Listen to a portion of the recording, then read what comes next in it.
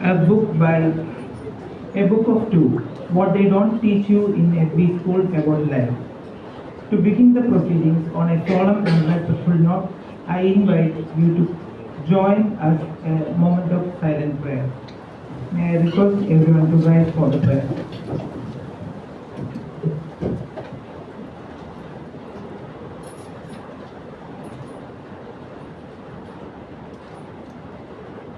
Thank you. May I now invite Mr. Dilip Narayanan, Chairman, Program Committee and Vice President, Kerala Management Association and Founder, Managing Director, Organ BPS Private Limited, to welcome you all and introduce our speaker for this evening.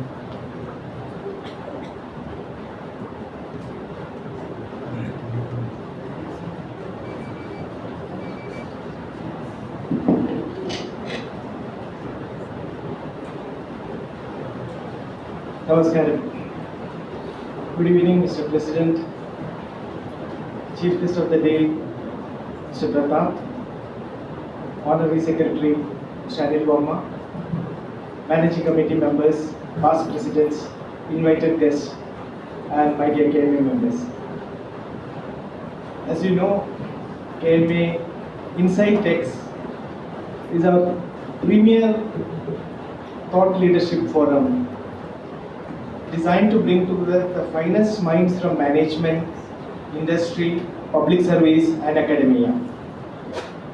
We envisage Insight X as a space not for monologue but for dialogue, not just presentation but provocation, not merely information but insight. It gives me immense pleasure to welcome you all to the second edition of Insight X for this KMA year 25-26. And it's my special honor to welcome our distinguished speaker for this evening, Mr. Prathap Suthan, or Pat, as he is fondly called in the ad world. Being from the branding and advertising industry myself, I have had the privilege of knowing Prathap for many years, not just as a creative director, but as someone who has consistently challenged conventions, redefined storytelling, and inspired generations of creative professionals with his clarity of thought and boldness of expression. With nearly 4 decades of experience, Pat has led global agency networks such as Grey Worldwide and Shield Worldwide, shaping the voice of over 200 brands. His iconic campaigns include Incredible India, India Shining, and Samsung's Next Is What, among many others. He was the only creative director from Asia Pacific to win a Euro Effie, a rare recognition for his outstanding work on Incredible India. In 2012, he co-founded BangInTheMiddle, a creative agency in New Delhi. In this year, he was named among the top 10 creative voices of Asia, a well-deserved honor that reflects his continued influence in the world of branding and communication. We are truly fortunate to have him with us this evening, speaking on a compelling theme based on his latest books, a book of two, what they don't teach you in a B-school about life. I would also like to take this opportunity to warmly welcome each one of you, our esteemed members, invited guests, friends of KMA, and B-school students. Thank you for joining us this evening. I'm also pleased to announce 2 upcoming sessions in the Insight X series. On Friday, the next Friday, 1st August, we will host Dr. Manu Korula, Director General, DRDO. He will be speaking on the possibilities of private sector and startups in the defense industry. On Friday, 8th of August, we will be joined by Mr. John Kuriakos, founder of DenCare, Asia's largest dental laboratory. Please do mark your calendars. We look forward to your continued presence and participations. Good evening. Thank you, sir. Now, it is my pleasure to invite the President of Kerala Management Association, Mr. K. Harikumar, CEO, Ariveshala Kottakkal, to deliver the presidential address.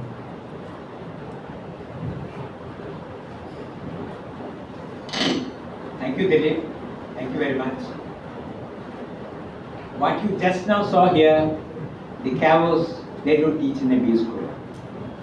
How to handle the chaos is something you have to learn by experience.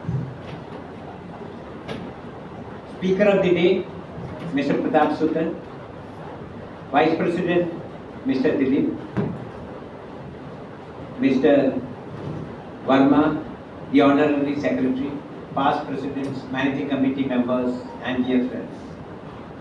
I am standing before you to deliver the presidential address on the second Insight X series talk. The topic of the day, what they don't teach you in a business school, is of interest to me also because I too passed out from a business school long back.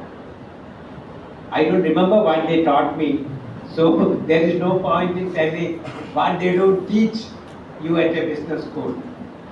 See, basically business schools teach frameworks.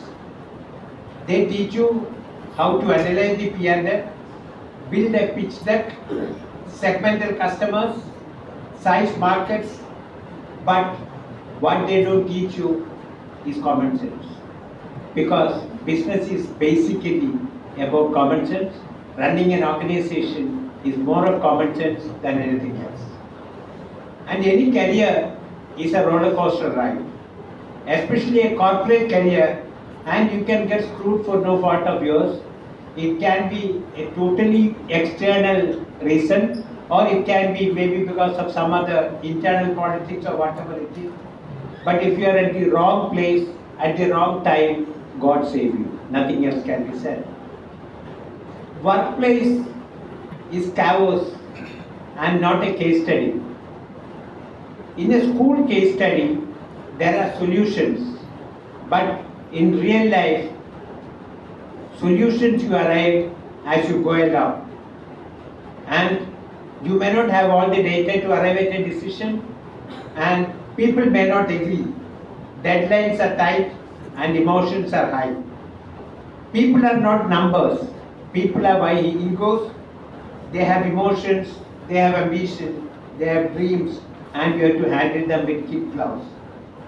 And let us understand, no business school teaches you how to handle office politics, which is a reality. And the learning never ends. Career don't follow a set syllabus. And you have to understand, you have to define your success, what exactly you want to become in life, because success is not only the numbers, success is much more than that. B school doesn't teach you how to take criticism, it doesn't teach you how to handle conflicts, it doesn't teach you many other things also. It doesn't teach you how to handle stress, it doesn't teach you how to say no, because in a business, how to say no is more important than how to say yes. It doesn't teach you consent, it doesn't teach you how to respect. Basically, people start respecting you for the knowledge and not for the respect you, not for the position you hold. Business school also doesn't teach you that unlearning is as important as learning. I don't want to take much of your time, and in short, what I would say is, you can live without even learning artificial intelligence, but you have to learn to avoid natural stupidity. In short, business is all about common sense. Now we can hear Mr. Prathap Suthan. Before that, Mr. Dilip had already talked about the upcoming programs. These are all by eminent speakers, achievers. I would request you, as Dilip has said, mark the calendar and make it a point to be here. I thank you all for coming in despite the heavy rain. Probably you can hear the rain even in this room. Thank you for coming and enjoy the evening. Thank you very much. Thank you, sir. Now, I would like to welcome our distinguished speaker, Mr. Prathap Suthan, a visionary in the advertising world, a thought leader with a deep understanding of life beyond business. Over to you, sir.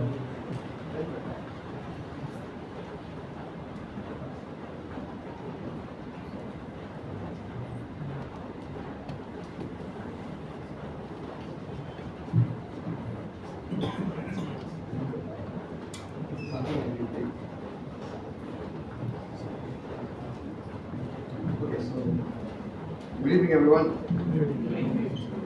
So, I'm going to talk about, or rather the subject matter is right up there. It is a book of two. And as you can see, there is something which is not quite right about that. Something is turned the other way around. That's something which I will share in due time. And so essentially, book of two, and what they don't teach you at this very noble institution, that's the Harvard Business School in Cambridge, Massachusetts. Can't hear?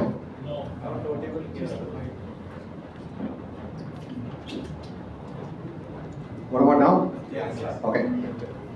So that's the Harvard Business School where they teach you and don't teach you as well. So I said my good evening and I'll say it again. So thank you KMA for inviting me over, and thanks to you as well.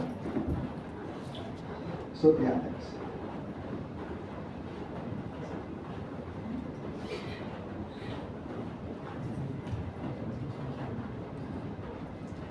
So this is the most expensive MBA course I never signed up for. This is what I'm going to talk about, because it is free. It's also extremely real, and it happens with everyone.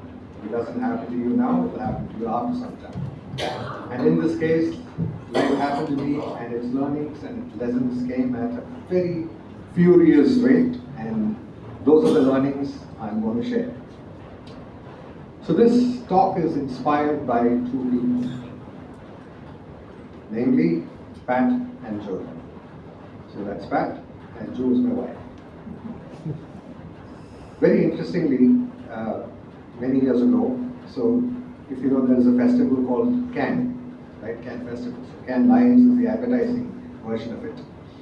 So I was walking by one of the streets of Cannes, and I ran into this Pat and Joe cafe. So I took a picture of this, put it up on Facebook, and people, actually morons, thought I bought this place. Okay, so I had good fun for some time, a couple of years actually. People have actually gone there and asked for free drinks because they're from India. Now, the Mandanmar actually went there and ordered free booze. Unfortunately, that place is now closed for good. So this afternoon, when I was fixing it, I took a screenshot. So this place exists, Pat and Joe, but it's closed for good, as you can see on the right side. Now, this is also a story about two sides.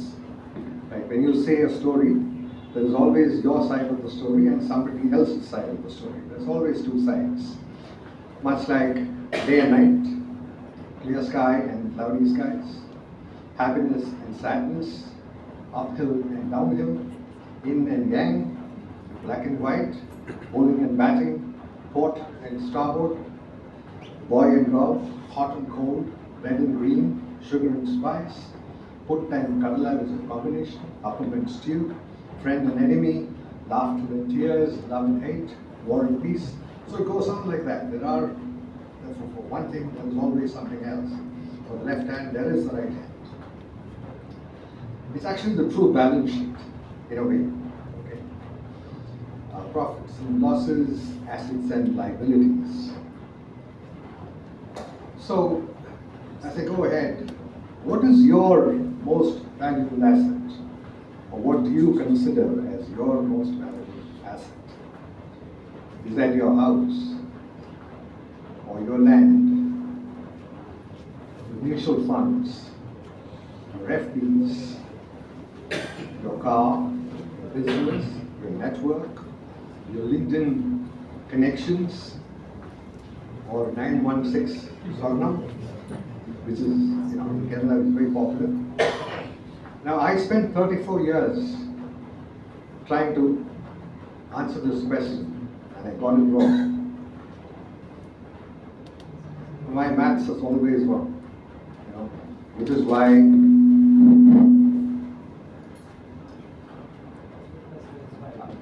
I got into advertising, right? Because in advertising, anything goes.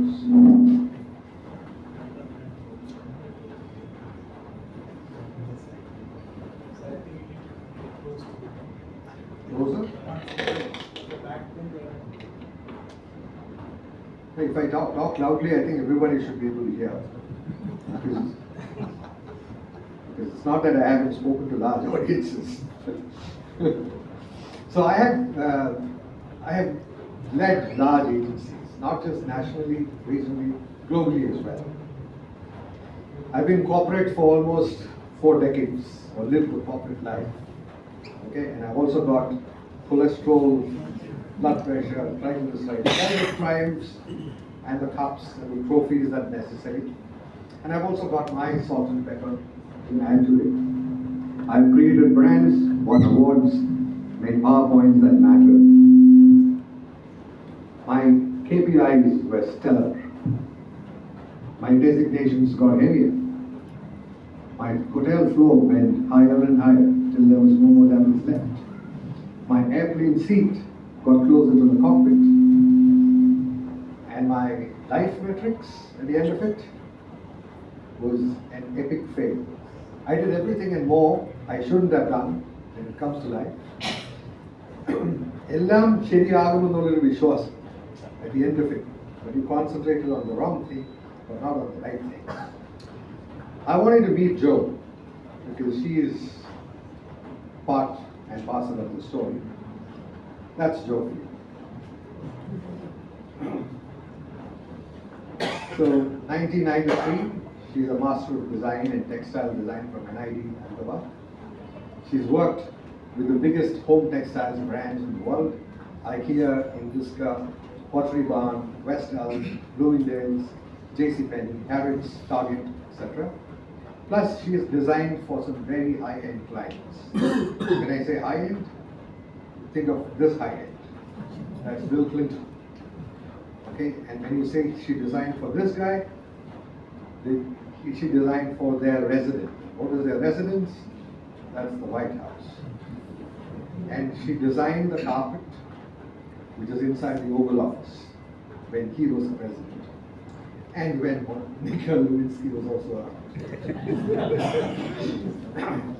So, Jyoti stands for Sanskrit for light.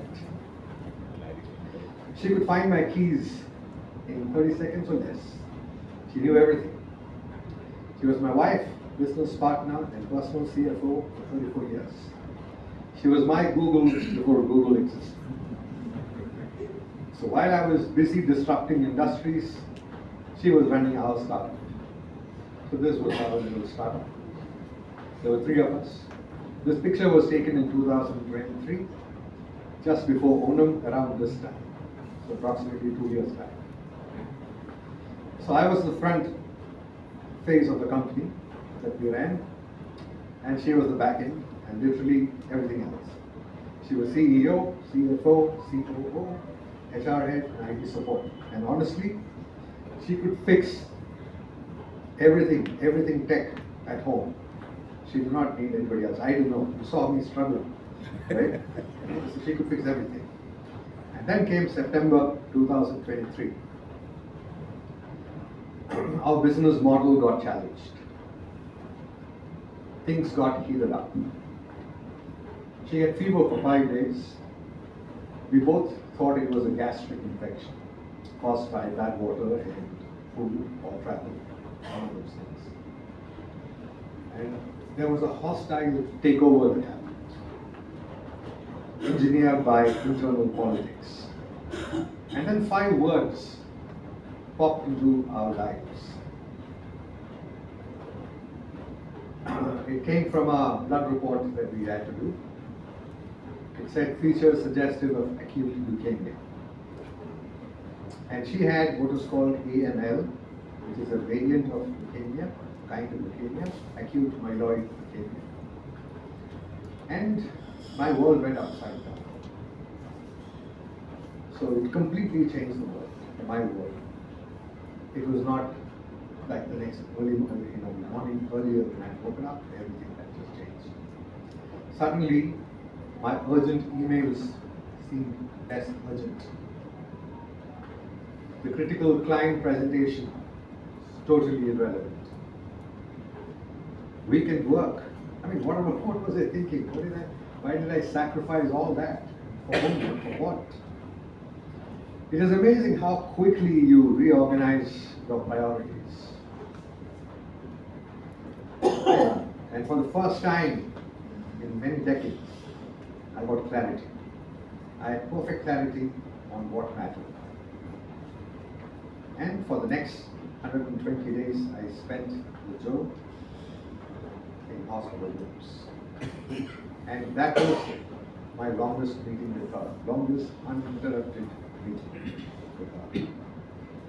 No PowerPoints, no agenda, no clients, just me and her. It was the best productivity hack of my life. And then came January 29, 2004, 9:40 p.m. And Joe's contract with her expired. She got her exit visa, never to return. No renewal option, no negotiation period, nothing. 20 seconds. That was all that happened. We were talking, and then she was gone. And she went in my arms. Powerless women, men, and machines worked to revive her for 45 minutes. But nothing helped. Nothing helped. All the gods had gone off to sleep that night. I prayed to every one of them. My entire business philosophy crashed faster than the 2008 markets. You remember when Lehman Brothers crashed and the world went into a spin? It turns out that I've been following very different principles all my life. And then, because of all this, and very quickly, I ran off the road and I crashed into emptiness. She was so much a part of my life, and I couldn't really come up with anything to cope with the loss that I felt. And then I decided to write about it. So every 29th, so 29th Jan is when she went. So every 29th, I started writing on Facebook. And so I'm a writer, and when it comes to something as personal as this, I think you get to become your best. And I wrote about it, and it really fetched a lot of interest. People started writing to me, talking to me, etc. So suddenly, after 3 months, somebody called me up and said, "Why are you writing this on Facebook? Why are you making your belief a public issue? Because don't do that. Are you a Hindu?" I said, "Yes, I am. I'm born Hindu. I believe in everything." And then this person said, "If you're Hindu and she is Hindu, then you shouldn't write about it because her soul wouldn't want to leave. It will be still hanging around." Then I got spooked. I said, "Well, this is not something which I thought." Right? So I immediately called my mother-in-law. She lives in Bombay. And she said, "No, nothing like that. You can, you're free to." She's a little more well-versed in the spiritual world and the domain. So she said, "No, go ahead and write." But then she said that since somebody has said this, don't do it in public. Write it personally, write it with yourself and share it among the family. And I said, "Okay, I'll do that." So then as I started writing, I thought I had material to write it into a book. So it became a book. So I started writing about her, and I started celebrating her.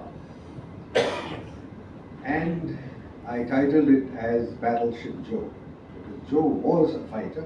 She fought till the very end, and she was like that. So it truly defined her as a person. So as I wrote about her,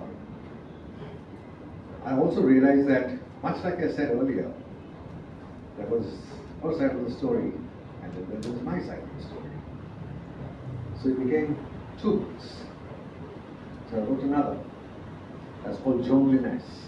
That's loneliness, or rather, because of her, because of her absence. Then I said, how do I do this as one book?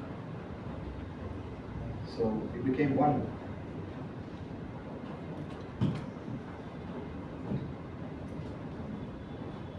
So this is the book I started writing. So that's Battleship Joe. And then flip it around, and that becomes loneliness. So it's two sides of a coin, literally. So if you look at over here, it says Prathap, and it's inverted as Suthan, because if you read the other way around, you will see something better. So the idea got transferred over here as well. This is the book I wrote for her and for me. So Battleship Joe is her success story. Loneliness is my lesson in strategic failures. Like I said, remember the two sides. Heads and tails. Heads and tails.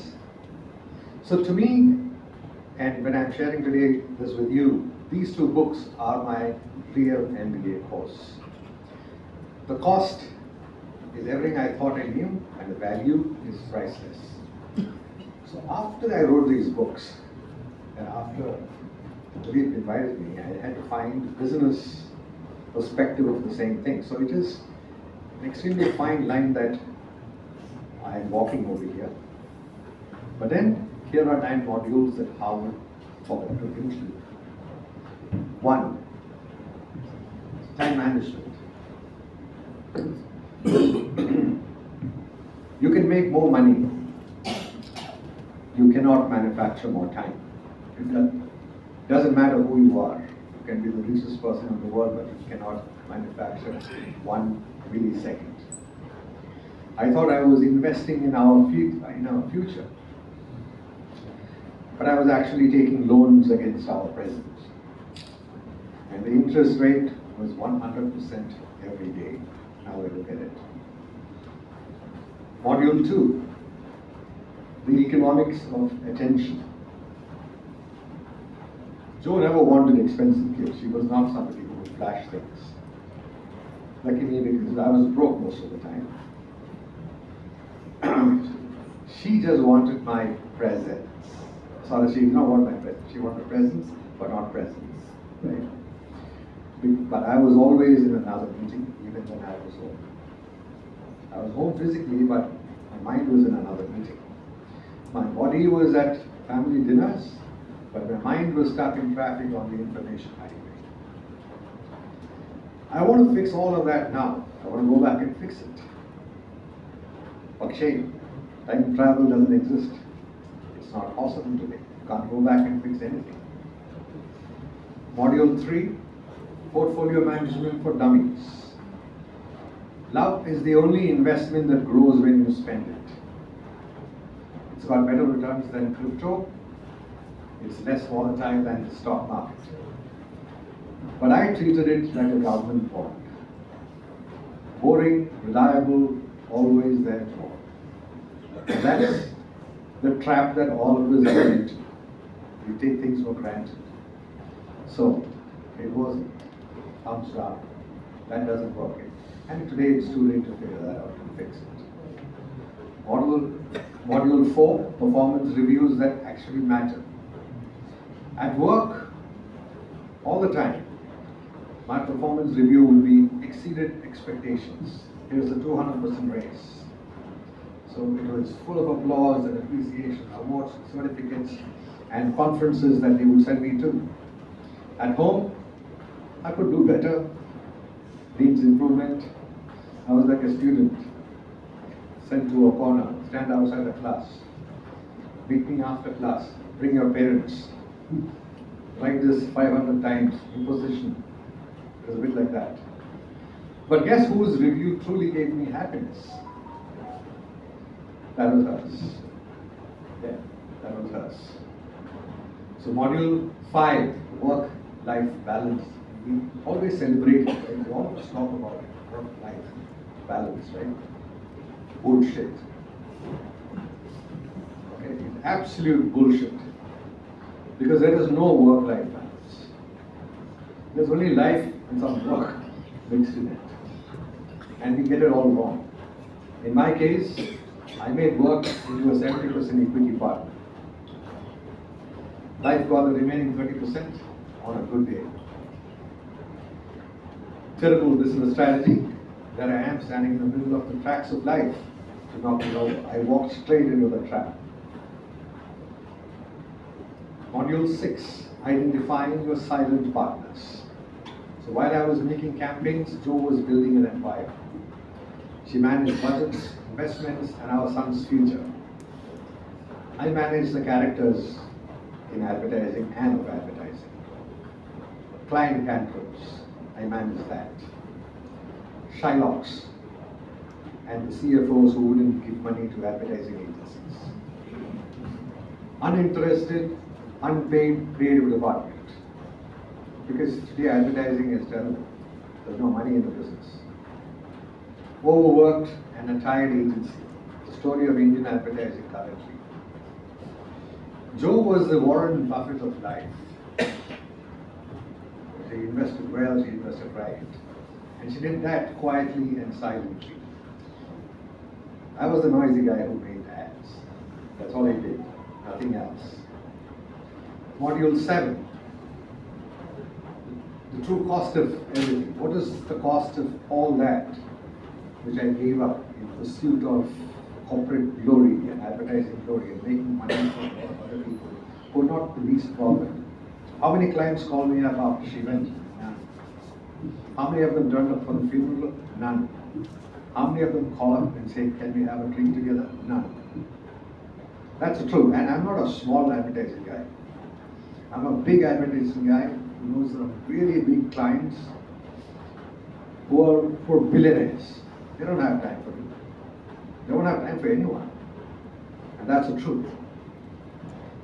So, what's the cost of that late night work that you spend your time? It'll cost you many romantic evenings and movies and spending time together. That's the cost of that. What's the cost of that weekend at the office? A lot of relaxed evenings, a lot of relaxed holidays, a lot of all that, a lot of holidays you could have spent.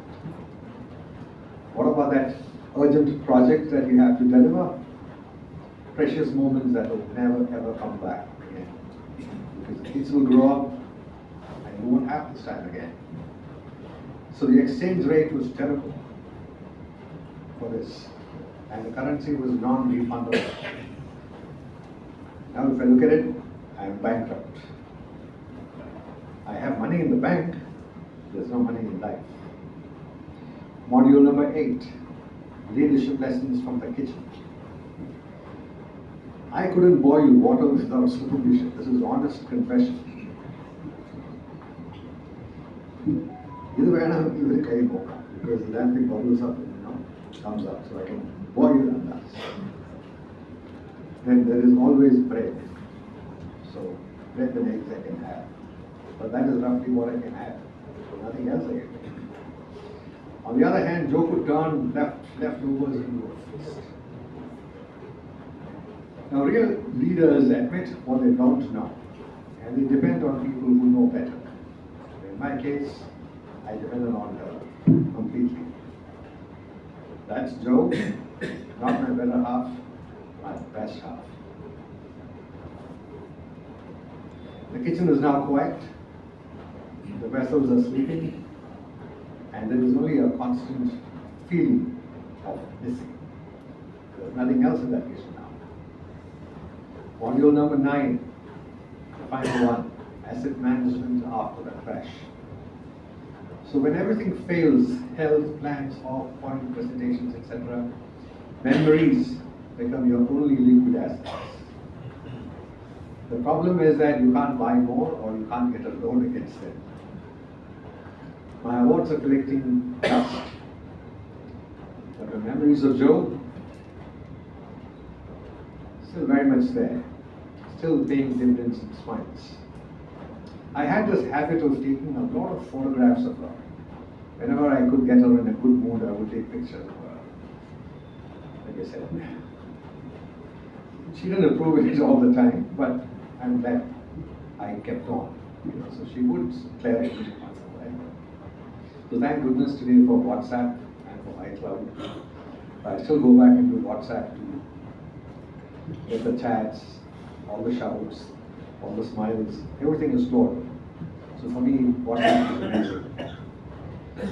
So here's my revised business plan. Your spouse is your most important business partner. Revenue sharing agreement 50-50.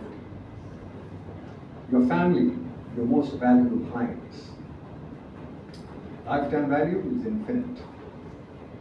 Your home is your HQ, your headquarters. And real estate location doesn't matter. It doesn't matter whether you're staying in proper Cochin or outside of Cochin. Home is home. Life and love, your most important project. And deadline is every single day. I spent 34 years as a consultant for other people's dreams.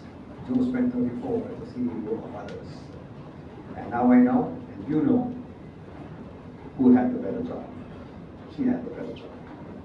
So my action items for you: leave work early.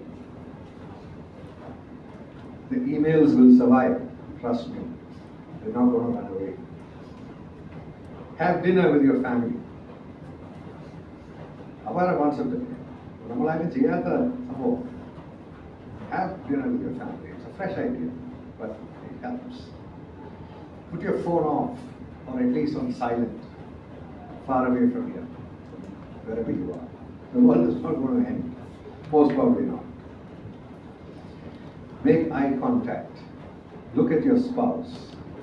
A lot of us don't do that. We avoid looking at them. It's not that please look at your spouse. Look them in the eye. Smile like you're happy. Don't give that plastic artificial smile. Just smile like you're happy. It's just exactly like networking, but with people who actually matter in your life. Ask about that day. It doesn't cost anything. Okay? Unless, of course, you fought in the morning and you're an evil person. Right? And use your ears to listen. Because we have ears, but we never listen. We hear, but we got to listen. Because the most important deal you will ever close is the one person who stuck with you at home. And the most important presentation of your life is to show up in life constantly, consistently. Okay, never break that. And the KPIs that actually matters are these.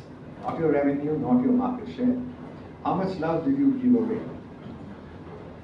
How present were you in your own life? Or were you sitting in the office?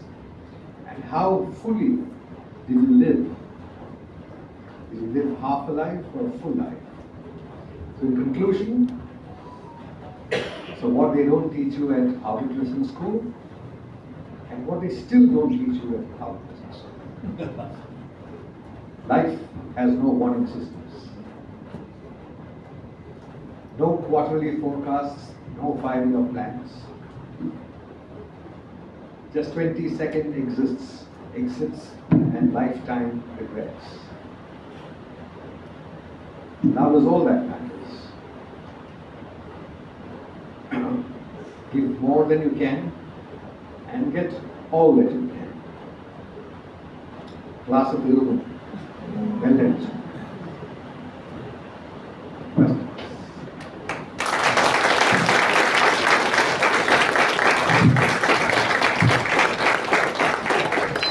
Thank you, sir, for the thought-provoking and inspiring talk. We now open the floor for a brief Q&A. If you have any questions, kindly raise your hand. The mic will be passed to you.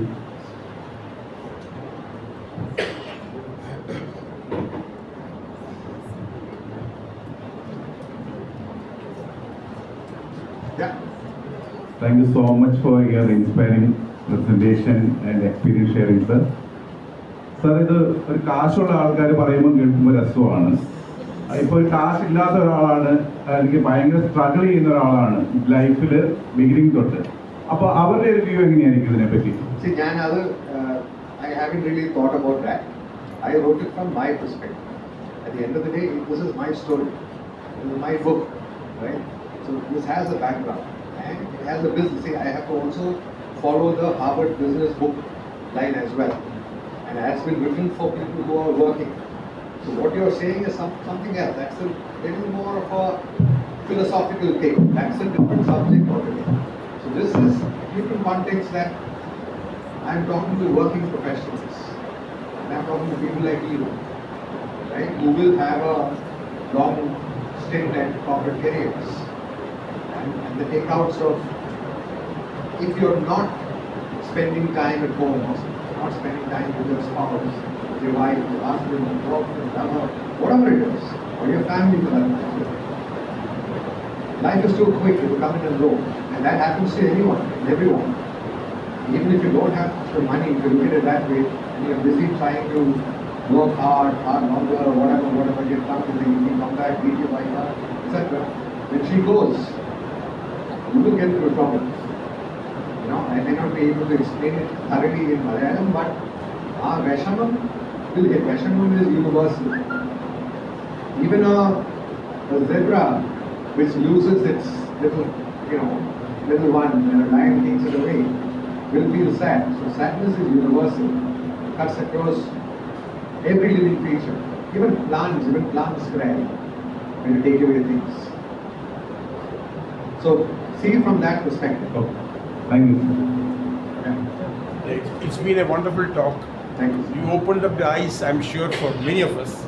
Even I feel really, really guilty at this age. I hope you've heard what I've told. It's been a wonderful talk. You opened up the eyes, I'm sure, for me after out here. I feel guilty, in fact, as a person. It was known, but then the way you presented the whole thing, I think was very touching. But how do you manage your life now? The way you have told, you are still in business. I hope you are not lost focus. No. So essentially, what has happened is, so my agency is now 14 years. Okay? So the reason why I started the agency was that I reached a point where I could be thrown out of my job because they were paying me heavy salary. There was always a younger guy who was waiting to take that job, right? And I did not want to sort of go through that tension of saying, "Naale raavile pani gaanu, aarigile uttondu go." So I wanted a job where I could, I could keep that trouble away, keep that stress away from me, saying that I will have a job, I will have a smaller place, right? That is fine. I won't be able to fly first class or business class anymore. I will fly economy, no problem. I will stay in a hotel, but not the top end of the top floor. I was fine with all that. And the other thing was that I did not have a retirement date. I don't have a retirement date. Now I will retire when I want to retire. The other thing is that you're pushed out of these things, right? So these were the things that I had kept in perspective when I started my company. I completely said, okay. So I go to work every day, or at least most days. I meet clients. I do my campaigns myself. I don't let anybody handle them. I have a junior team which does. But most of the big clients are handled by me. The other is that I am extremely active. If you are on LinkedIn and if you follow me, you know that I write almost every day. And I have a fairly good traction on LinkedIn. And I don't spend any money. So I write long format stuff. So for me, I keep myself distracted. So my morning starts with 6:15 in the morning. I write a small little poem. I've been doing that for the last 10 years. Yeah. I don't know how many people know, but there's something called Beyond Layouts. It's a page on Facebook. I have leadership from across the world where I write 2 lines or 3 lines, and I've been doing this for the last 10 years. And I just celebrated my 10th anniversary. Okay, on the 4th of July. And on LinkedIn, I write long format stuff. So I keep my writing sharp because I write, and I keep myself distracted. So these are 2 things I do. Along with that, I'm also writing 3 other books. I'm writing a book which is a bit of prose, a bit of poetry, and some pictures. And then I'm writing something about how to improve your own perspective of things in life. Essentially, it's for everyone who wants to express themselves better. So currently, if you look at it, you are in a creative economy, right? There is so much of stuff happening. If you look at it, look at Instagram, for example.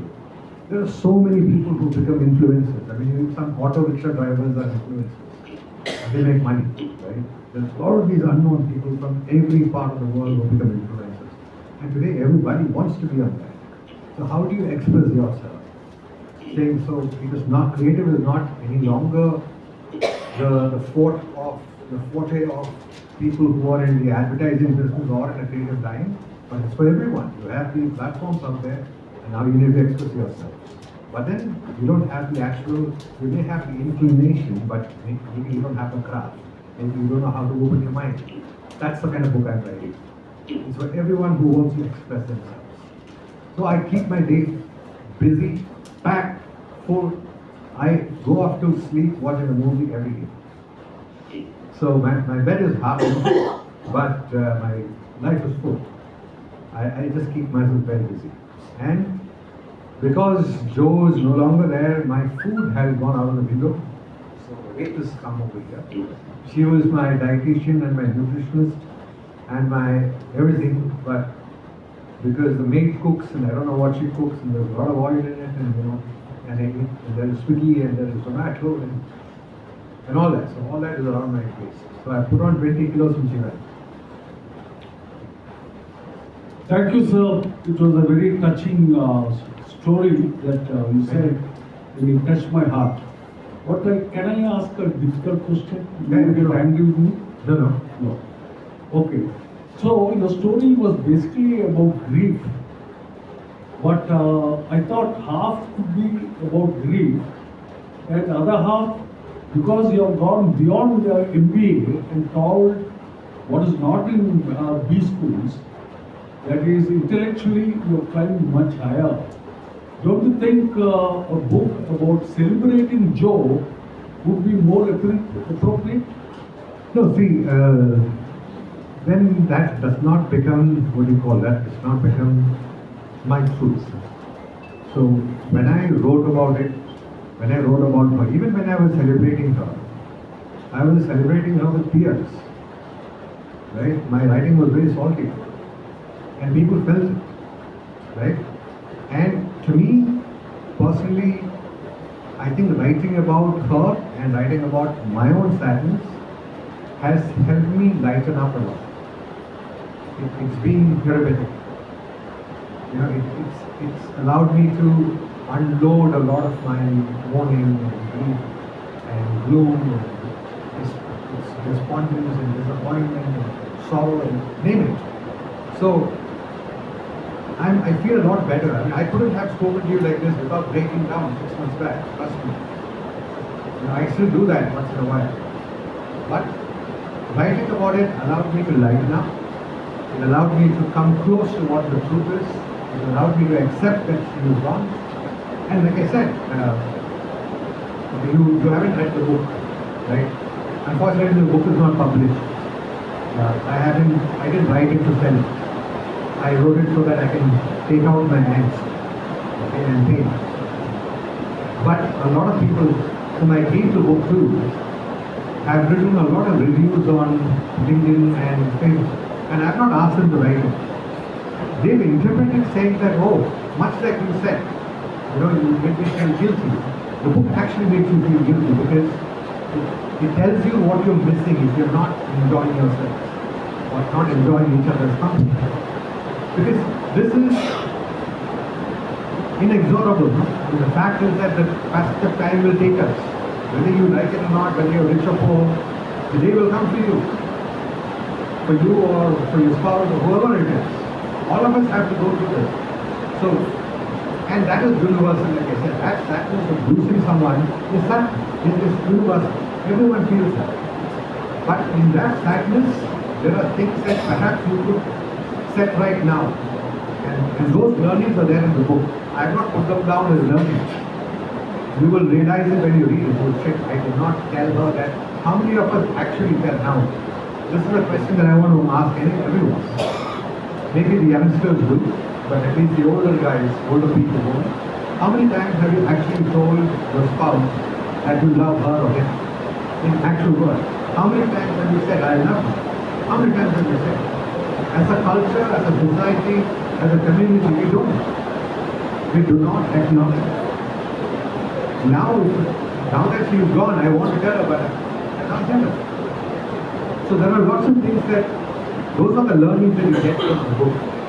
Because I've written about these things, but I didn't tell her how much I appreciated what she was doing. You know, in 25 years, I have not shouted at her for anything. She has shouted at me plenty of times. But in fact, she used to fight with me that I wasn't fighting with her. Yeah, and that was my survival script. You know, she would shout at me, but I would keep quiet. And then she'd say, why are you shouting back? I said, why do you want to shout back? For what? And that would piss her off completely. Yeah. Yes.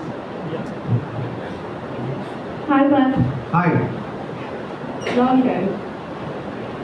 So, I was her boss once. yes. And he is someone you have to be very careful with, even when you text. But I just wanted to ask you one question. We've seen how taxing, how advertising can be on your own health. Not just your family, but on your own health. Whether we like it or not, whether we can think of it or not, you have to sometimes come up with 10 headlines the next day. Would you, today after those laws, would you ask someone to do the same? Someone who? Do the same, to come up with 10 headlines tomorrow morning. Okay, now. On a weekend. Yeah, so there are two answers to this. One is, if you haven't understood what the brief is, you will go round and round. Right? Now, the secret of advertising is, or successful advertising is, or being a successful advertising writer, is that you need to understand what is the problem, what is the problem that needs to be fixed. If you don't know that, if you're scared to ask your client, if your servicing person does not know the answer to that, pick up the phone on your client and ask them, what is it that you want to fix? Because if you can't tell me that, then I don't know what it is. Now you have to fight that demon. It is a monster right in front of you. Because if you don't know, what would you write about? So my own thing, if I go back in time, was that if I don't know something, I will ask servicing people. If they don't know it, they better go and find the answer. So if you know what you have to write, then writing 10 lines it's like saying, I want you to go. So then you will say, okay, I'll go. Then what are you going to do? You don't know where to go. Right? You will be dithering. You don't know where to go. Should I go left? Should I go right? The client hasn't told you where to go, but he's asked you to go. So the next question is, where do you want me to go? And he will say, Mumbai. Go to Mumbai. Or say, it's very clear. Go to Mumbai. Now, how to go to Mumbai is your challenge. Right? Now, there is a way you can go to Mumbai. You can walk to Mumbai, can't you? You can run to Mumbai. You can cycle to Mumbai. You can take a bus to Mumbai. You can take a car to Mumbai. You can take a train. You can take a flight. Or you can zap yourself to the size of a small little thing, climb onto a bumblebee, and you can fly there. Or you can swim across the ocean, go to Dubai, take a flight from there, come to Jodhpur, take a helicopter from there, hover about Mumbai and get dropped by parachute, can't you? That is also going to Mumbai. But what is the most relevant thing? So there are a million things you know, and become clear to you when you know where you have to go, or what you have to do. Right? Then figuring out the right solution is up to you. What is the most relevant, what's the most common way of doing it? What's the best way of doing it? What's the most efficient way of doing it? So, make sure that you know what needs to be said. Right? And then you find the how. So you can find 10 different ways, 10 different lines, no problem. The other thing, the second part of the answer is today you have ChatGPT. right? You have Gemini, you have Grok, you have Claude, you have so many of these generative platforms. So you want 10 lines, but if you know your direction, put it in there, it'll give you 25. Takes 5 minutes. But you have to be clear. But That, you missed my question. what is the question? The question was, would you ask someone to create those 10 headlines on a day off? On a day off? No, I wouldn't. I'll write it myself. It's very simple. And if you, since you work with me, you know how I deal with things, right? Yes. Yeah. Even before you know I have finished it. But I have two things common with you. I'm your senior at Florida. Okay. I was Dutch. And my wife's name is also Jo. Oh, okay. Mother Jo. Okay. And I love her a lot. So on the brighter note, what are you doing with your current fixed asset? That is your son. You didn't say anything about him. Okay, so we have one son. He was born on the 24th of December, 1992. We call him Christmas Adam. So normally we say Christmas Eve, so he is Christmas Adam. He is a combination of me and Joe, in the true sense of it, because he has her intelligence and he has my flair with the language. But then he has also done something for himself. He has found music as his passion. So he's a creative sort. He used to work with an advertising agency called Dentsu. He worked with them for about 8 years. He became associate creative director. Then he said, look, advertising is losing its charm. There is no money in the business. The business is not attracting talent anymore, and my clients are getting critical day by day. So I want to be a client. So he then switched and he became a client. He joined HCL Tech, and he was part of the team that organized cricket matches with the Australian. If you remember, Australia used to be sponsored by HCL Tech. So he was with them when we lost Joe, and he couldn't handle it. So he quit. He sat at home for 1 year because he was too sad. They were very close. They were extremely close. And he's married as well. So he got married to a girl called Charu, who is also from NID, also a textile designer. She runs a fashion brand called Tamarind Chutney, which you will find on Instagram. So she and her partner does it. Earlier they used to stay away from us, but now my son said, no, I can't make you live alone, so we'll come and stay back with you. So they stay with me. So what I do is, every month I come home to Trivandrum. I give them about a week so that I don't get in their way, and they have the house to themselves. So if they want to invite people over, they do that, or they travel. So now that I am here, they've gone traveling today. So that's him. Yeah. Oh, hi, my name is Paul, and I'm also a writer. So I had a weird question to ask actually. So when you're writing for other people, basically that's what I do as a living. The whole point is to understand the brief clearly and all those things, and you develop this certain level of detachment from the job as well. I think, at least personally, I do. But when today you've been tackling a subject that is like quite personal to you, and so like how do you and when it comes to like personal things, there is an element of like what you want the other people to hear, and also like there's an element of like performance that you have to portray to others, and all those things that come into the writing, and not just like getting the job done. So like how do you tackle that area? I didn't understand your question at all. I'm sorry. Yeah, so basically what I was trying to say is there is a this is a very personal subject that you're dealing with, right? And you want to convey this information to others.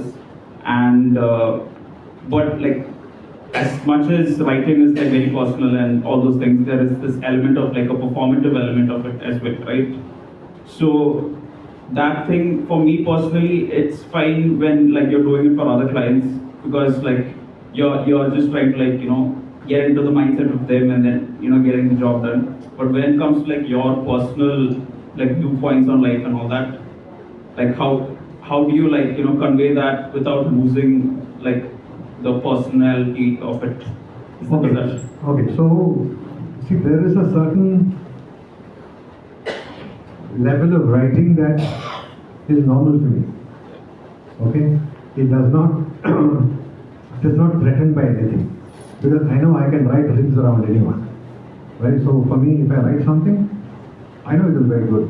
So that's the confidence that I have, right? Now, so when I write about personal things, I write about myself. I don't borrow anything else. I stay true to who I am and what I am. And I will tell you something very interesting. ഞാൻ ഇവാനുവൽസിലാണ് പഠിച്ചത്. Okay, from 78 to 83, I did my BCom in Ivanuels. So even in school, I used to write. So somebody got to know that I write well. And he came to me and said, and this is a guy in my class, Malayalam പറയാം, എടാ മച്ചാ, എനിക്ക് ഒരു പെണ്ണിനെ ഭയങ്കര ഇഷ്ടമാണ്, നീ ഒരു എഴുത്തെഴുതി തരാമോ? അപ്പോൾ ആ കാലത്ത് ലവ് ലെറ്റർ എന്ന് പറഞ്ഞ സാധനമാണ്. ഇപ്പോൾ now we have WhatsApp and everything, but there was only love letters or phone calls. ഒരു ലവ് ലെറ്റർ എഴുതി തരാമോ? ഞാൻ പറഞ്ഞു എഴുതാം. അപ്പം ഞാൻ എഴുതി തുടങ്ങിയപ്പോൾ തന്നെ ആദ്യം എഴുതിയപ്പോൾ എനിക്ക് അവനെ പറ്റി യാതൊരു idea. So then I said, look, sit with me. Now tell me about yourself. അപ്പോൾ അവൻ ഇംഗ്ലീഷ് വലിയ പിടിയും. നമ്മൾ നീ ഇംഗ്ലീഷ് എഴുതും, എന്നതിനെ പറ്റി എഴുതും, ഒരു ആനെ പറ്റി എഴുതും. അവൻ എഴുതിയത് മുഴുക്കെ മണ്ടത്തരമാണ്. അവൻ്റെ grammar is of, spelling is of, everything is of. അവൻ നീ ഒരു പൂവിനെ പറ്റി എഴുതും, അവൻ നീ പെണ്ണിനെ പറ്റി എഴുതും, അവൻ എഴുതും. What is your background? What are the books that you have read? Okay? What are the movies that you have seen? Who are your favorite singers? And I found his personality. I found his background. And I wrote exactly like how he would, but I crafted it in such a manner. I designed a response from that girl. You can write to get a response, you know, which is what writers do.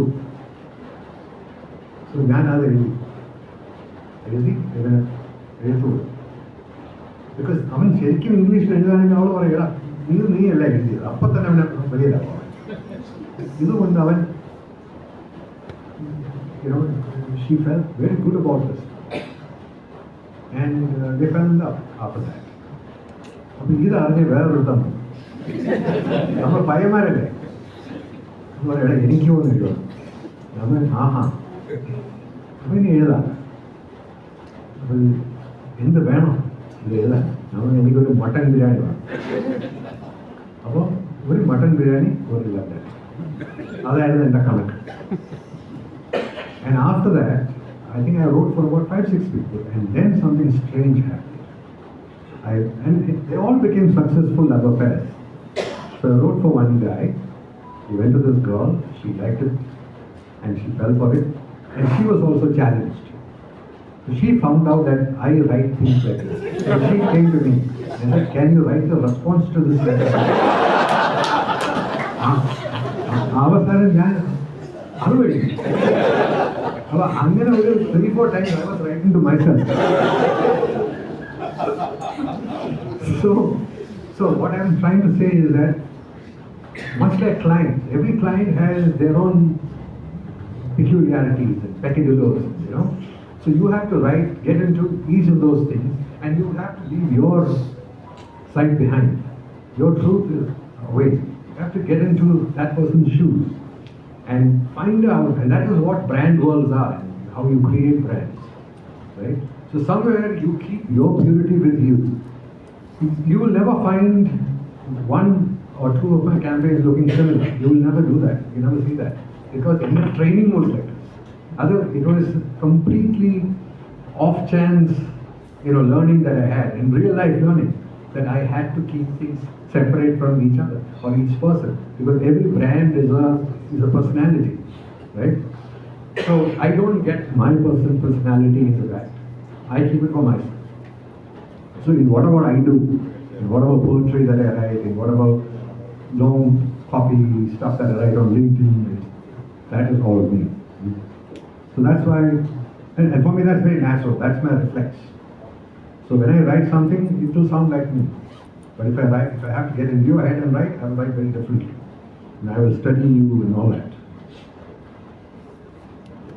So I hope that sort of answers what I have. Prathap, very emotional talk, very well put. Let me ask you from a different angle. Yeah.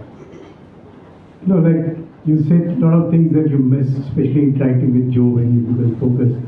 Now there is something that we do, we teach children, just focus on your studies and nothing else. And as you pick up a job, then you're again told, focus on your profession, nothing else. Now are we giving the wrong kind of advice? Because of that, a lot of people are missing out the wider aspects of life. No, not really. I think the children are smart enough to understand the chemistry between the parents. Even without you telling them, they will pick up things. So, and the more closeted you are, the more traditional you are, the more traditional your child is going to be. And if you don't kiss your wife in public or at home, so will this guy. He will also say, look, that's taboo, I should not do that. On the other hand, if you do that, you'll also start doing it. And it's a good thing, right? Why should the bedroom be the only place where we become ourselves and not the house? Because the house is a home, it's not a public yard, right? So the children will pick up things. The children, the parents are the biggest influencers ever. Independent of social influences or other. But in a child's life, the parents are the true influencers. What they do is what will mold the children's future. So you don't have to necessarily tell them what to do. They will pick it up themselves. And you concentrate on what you need to tell them. You give them the life lessons. Don't smoke, don't drink. I never used to drink when I was in school, but the day I passed my 10th standard, my father opened up a bottle of booze and said, here, I want you to have a drink with me. I had a drink with him. And he said, and because of that, I did not take to drinking. Natesh, Yes. you know, Yes. I only have one drink. That's all I drink. Because I am naturally high. Hi sir. Hi. Yeah. So I'm coming from a B school and I specialize in branding and advertising. This is my question. Today I work. We have a lot of events and opportunities in our B school. So sometimes I'll work for it. I'll work late. I'll work on the weekend. Even if it's a holiday, even if it's a government holiday, or maybe I'll go to college. I sit and work. Because I believe that those experiences going to shape me tomorrow if I'm working in a corporate. And if I'm planning to go to a corporate too, I'm planning to work late, I'm ready to take up any challenges, work anytime, because I believe that tomorrow if I want to be you, I'll have to work like that. Because see, these many people are sitting here, only four of you are sitting here, and you are the chief guest. And if you want to be someone like that, you definitely have to work. One, I'm pretty much sure you once care about that mails that you said, which seemed less critical. You thought that client would be less important. But if I have to be you tomorrow, sitting somewhere giving a talk, I believe that you actually have to work late. You'll have to sit. It's a business anyways. So my question is, what will be your advice on a student like me or us sitting here? On seeing our future, our career as a successful person, or also change maker working with billionaires or big clients? Okay. The first thing to know is that see, life has changed a lot since I was your age, right? Those days, my father used to tell me that you don't know mathematics, so therefore engineering is out of your way. I couldn't do science, as in chemistry and physics and everything, and I was scared of blood. So I said, there's no way I can be a doctor. The only other route as a career option was to write a bank test and be a bank officer. And I said, I don't want to sit and count somebody else's money, not my scene. But there was nobody out there who would tell me that there is an industry called advertising. Right? I found that by pure chance, right? Today, that's not the scene anymore. Today, there are 100,000 opportunities for you, right? 100,000. And you can create opportunities with technology and everything, right? The only thing that you need to be careful about is you need to be good at what you do. And the only way you can be good at what you do is by loving what you do. So when you love, let's say you love music and you want to be a musician, passion is one thing that is good, but it's something which is going beyond passion. It becomes obsession, right? Passion is a good thing, but if you really have to succeed in something, you become obsessed with it. You get up in the morning, you only think about that. Which is why you will find people working through the nights. And the next morning it's okay. Because they're not working. They're pursuing a hobby. Like for me, advertising is not a job. Okay, it's a hobby. I wake up in the morning and say, look, I'm going to have some fun. That's my approach. It's not that, oh bloody hell, I have to go and work, I don't look at work like that. I just say, look, I want to go kick ass today. That's what I do. Now, so you have to find something where you love what you're doing. So I don't care what you're doing, business, school and whatever. Maybe what you want to do is you want to catch butterflies, yeah? That's what gives you the high, That's what really makes you really happy. So find something that really makes you happy. And then the world is open, because if you are the world's biggest butterfly catcher, then you become a billionaire. Right? Because that's what it is. You follow your line, you follow your passion, you convert your passion into your obsession, be the expert. And for that, you have to practice a lot. You have to give in your time. If you are thinking of this and not spending enough time practicing about it, then somebody else is going to take that spot. Right? So this is the time that you can see today. You don't have to worry about a wife or a spouse, or you may have to worry about a lover. That is different. That we can deal with it. Okay? But what I shared are things which are slightly more adult. Right? It is after you get married and after you set up a family, then go back home. Right? I mean, if you're a bachelor, you're living your life, this is the time to have fun. Because if you don't enjoy now, you're not going to enjoy ever. Right? And this is the time to make your career. If you don't work hard now, you'll never have a career. Okay? Of course, people, the kernel of Kentucky Fried Chicken started it when he was 60 odd or whatever, but that's pure chance. That happens to 1 in many billion people, right? It doesn't happen to everyone. But today, if you have your mind on something, this is the time for you to focus. Okay, and I'm sure your parents will understand. Yeah. Sir, your life experience has been so wonderful.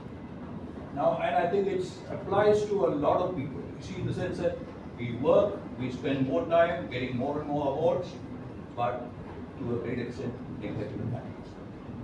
So, in the event of a spouse leaving ahead of us, one huge vacuum, loss, and really saying we should have appreciated her while she was there. And the other fact is your life. How much awards that you got, etc. Very few would remember you in your time of loss. In spite of all these things, how long did it take you to overcome your grief? And two, did you take on to any other new hobbies idea? And say, life goes on, I must move on. How long did it take? So, This was our last question. Thank you. I wouldn't say that I'm out of it yet. It's still continuing. You know, not an hour goes by without me remembering her. Or sometimes every 5 minutes I remember her. When I open my laptop, that's me and her right there, right? And see, there is always somebody whom you miss. Because I don't have anyone today to share what I did that day. That's the biggest miss for me. Or I don't have somebody telling me, saying that this is how my day went. Right? There is no sharing that happens. My son and my daughter-in-law, they are there at home, but when I come back, there's a quick hello, whatever, and then maybe there is dinner, and then they're off in their room. And then there's me and my computer back again, right? So essentially, the grief is very much there. I distract myself. I watch a lot of movies now. Thankfully, there is Netflix and Prime, you know, everything is there, so that if I'm not working, then I'm writing. If I'm not writing, I'm watching movies. Or cricket, one of those things. So I'm occupied by something or the other. And I don't sit in a corner and moon or mope over things anymore. There was a time I used to do that. And then my son actually said, gotta snap out of it. It's time. It's time, you know, we accept that she's gone.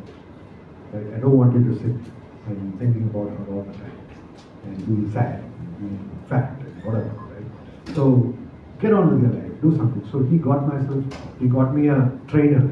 So I have a trainer now who comes in. Guess what? His name is Joe Moy.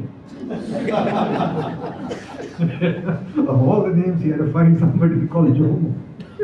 So you know, I am anyway up by about 5:30 because I write that little poem. I post exactly at 6:15 a.m. and then by that time I'm done. This guy comes in for my, he comes in every other day, 3 days a week. He comes in and it's now 6 months we've been trying to, I've lost some weight, but more important, I'm more flexible now.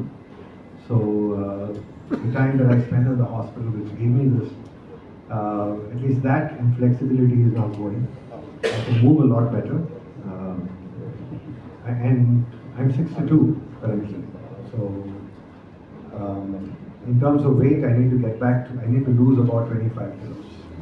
So that's my target, and this is what I'm after. So I'm getting obsessed about it now. So my deadline is next year Onam. Next year Onam, I should be in my 90s. So to say, not 90s, 80s, 85. Thank you, sir. Thank you all. To express our gratitude and formally thank all those who made this evening possible. Now I invite Mr. Anil Verma, Honorary Secretary of Kerala Management Association, Managing Director Verma Homes Private Limited, to deliver the vote of thanks.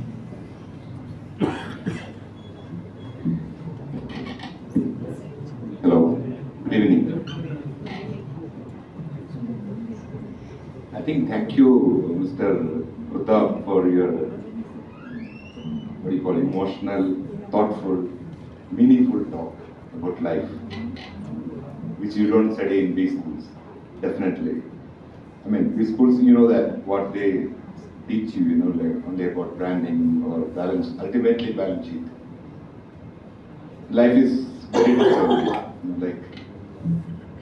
I think you must all be thinking about your life, what you do about with your spouse, and how do you manage. And let us learn from him many things. And thank you, sir, for being with us this evening and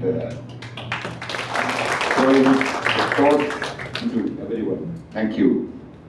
And I also thank all the past presidents, MC members, KMA members, and B school students, and of course the young mind, and all of you present here. Thank you. Have a good night.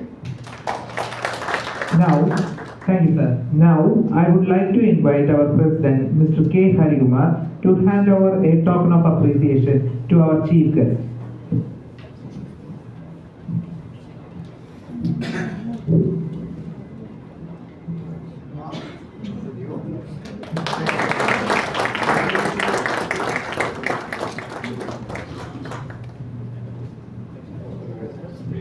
To conclude the session, may I request everyone to rise for the national anthem. Jana Gana Mana अधिनायक जय हे भारत भाग्य विधाता पंजाब सिंध गुजरात मराठा द्राविड़ उत्कल गंगा विंध्य हिमाचल यमुना गंगा उच्चल जलधि तरंगा तव शुभ नामे जागे तव शुभ आशीष मांगे गाहे तव जय गाथा जय गण मंगलदायक जय हे भारत भाग्य विधाता जय हे जय हे जय हे जय जय जय जय हे. Thank you once again for joining us in this evening. We hope you found the session enriching. We look